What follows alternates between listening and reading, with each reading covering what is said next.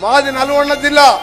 నల్గొండ జిల్లా అంటే కింద ఫ్లోరైడ్ పైన మూసి రసాయనాలతోని 30 ఏళ్ళకి 60 ఏళ్ళుగా కనబడుతూ కాళ్ళు చేతులు వంకరై ఎన్నో రకరకాల రోగాలతో చనిపోతుండే గౌరవ ముఖ్యమంత్రి గారు మూసిని ప్రక్షాళన చేసి 40-50 లక్షల మంది జీవితాలను కాపాడుదామంటే భావపడుతులు బీజేపీ ఇద్దరు కేంద్ర మంత్రులు ఢిల్లీలో ఉండి అభివృద్ధి చేయకుండా గల్లీలలో ఉండి ఆ పని చేయకుండా మా నల్గొండ ప్రజల జీవితాలను నాశనం చేస్తున్న పరిస్థితులు కూడా మీరు చూస్తున్నారు సోదరులారా.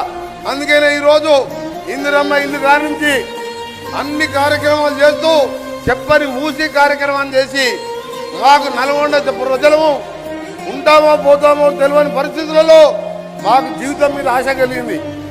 అరే గౌరవ ముఖ్యమంత్రి గారు ఇంత ధైర్యంగా ఏ ముఖ్యమంత్రి చేయలేని కార్యక్రమాన్ని